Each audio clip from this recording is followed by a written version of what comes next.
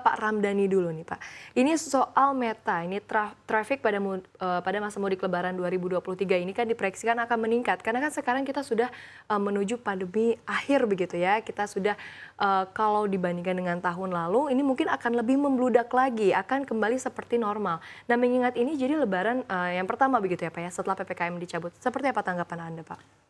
Satu hal yang Ya, di luar perkiraan kita ya, ya. traffic setelah pandemi COVID itu lebih tinggi daripada sebelum dalam keadaan normal. Kenapa? Karena ternyata masyarakat ini enggan menggunakan public transportation, ya, sehingga mereka menggunakan mobil-mobil pribadi. Juga ada kebijakan-kebijakan pemerintah beberapa tahun yang lalu mengenai pajak kendaraan-kendaraan pribadi, ya. Jadi banyak sekali sekarang orang menggunakan kendaraan pribadi, sehingga ada kenaikan 5 sampai dengan 10% dalam traffic kita khususnya ya di urban toll road. Ya, jadi kalau saya lihat sekarang memang kecenderungan masyarakat untuk pulang mudik itu jauh lebih besar dibandingkan beberapa tahun yang lalu karena sekarang Transjava juga sudah tersambung ya. Dan sekarang kalau kita lihat kalau mereka menggunakan public transportation dibandingkan dengan kendaraan pribadi itu lebih mudah. Mereka bisa istirahat ya, kemudian mereka lebih santai dengan keluarga dan sebagainya gitu. Baik. Pertanyaan yang sama untuk Pak Joko juga, Pak Joko. Kalau tadi Pak Ramdhani sudah mengatakan bahwa ini proyeksinya adalah akan lebih tinggi lagi bahkan sebelum normal begitu ya. Kalau proyeksi dari MTI sendiri ini seperti apa, Pak Joko? Ya, sebenarnya MTI itu diajak untuk melakukan survei sumber di Badan Kebijakan Transportasi Kementerian Perhubungan. Memang udah dari hasil survei itu menunjukkan bahwa tahun ini ada peningkatan. Peningkatan pada saat mudik tahun ini potensinya lebih kurang itu ya 123 juta ya. Tapi itu masih terbagi menjadi sekitar 106 juta itu adalah orang yang mudik. Sisanya itu adalah orang yang bepergian aja. Dia tidak mudik, tidak pulang kampung, tapi dia berwisata. Nah, yang menarik memang hampir sama seperti tahun lalu. Setelah terhubung jalan tol Trans Jawa, khusus di Pulau Jawa, ini menarik mereka menggunakan pilihan utama adalah jalan tol karena sudah terhubung, ya. Dan itu juga sebenarnya tidak menjamin juga akan lancar karena makin banyak yang menggunakannya. Jadi masyarakat beranggapan mereka akan lancar, ya. Padahal sebenarnya kalau melihat tahun lalu itu justru lebih lancar kalau menggunakan yang non tol. Namun bagaimanapun pada saat mudik ini jelas kapasitas jalan memang tidak dirancang untuk saat mudik kondisi normal. Artinya kemacetan tetap ada. Tapi yang penting dia lancar lah istilahnya begitu ya. Dan kita mengutamakan keselamatan itu aja. Baik Pak Joko, kalau dari MTI sendiri ini proyeksinya kira-kira berapa persentasenya ini Pak yang pemudik menggunakan kendaraan pribadi? Kami bersama Badan Kebijakan Transportasi gitu ya. Itu memang saya sudah lupa angkanya berapa, tapi yang paling banyak penggunanya adalah kendaraan pribadi, kemudian sepeda motor. Berikutnya ya public transport. Memang kalau pilihan-pilihan itu saya pikir ada benarnya juga masyarakat menggunakan kendaraan pribadi. Kalau melihat public transport Jakarta sudah bagus, tetapi ketika mereka sampai kampung halaman ini nggak ada pilihan. Dia mau pakai kendaraan apa, ya?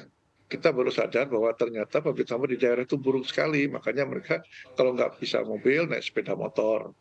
Ya ada pilihan menggunakan public transport. Makanya ini bagi masyarakat tertentu juga disediakan mudik gratis.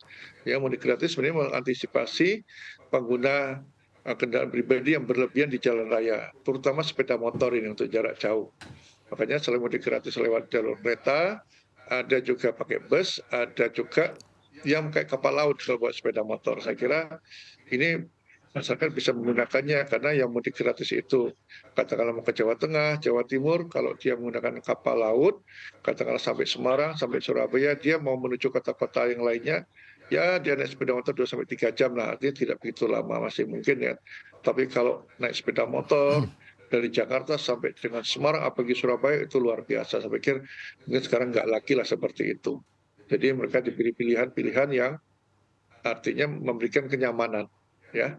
Tapi tentunya ini infrastruktur kita yang disediakan tidak bisa menampung pemudik sebanyak itu.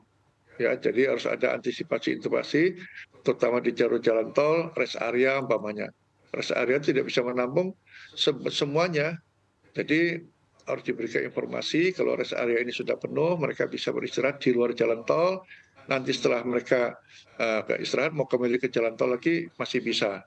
Artinya kalau dia kembali ke jalan tol, toh hitungannya sama kok. Tidak ada pengurangan atau kelebihan, kan digunakan menggunakan kilometer di jalan tol gitu. Ketimbang nanti masuk rest area tidak bisa, saking lelahnya mereka menggunakan bahu jalan. Nah, bahu jalan tol ini kan untuk kondisi darurat. Kalau ditempati orang istirahat ini sangat mengganggu dan membahayakan juga gitu. Baik, nah tadi Pak Ramdhani, saya akan kembali ke Pak Ramdhani. Tadi Pak Ramdhani di awal juga sudah mengatakan bahwa ini pemudik atau orang-orang begitu ya, nampaknya akan lebih memilih kendaraan pribadi dibandingkan dengan public transportation.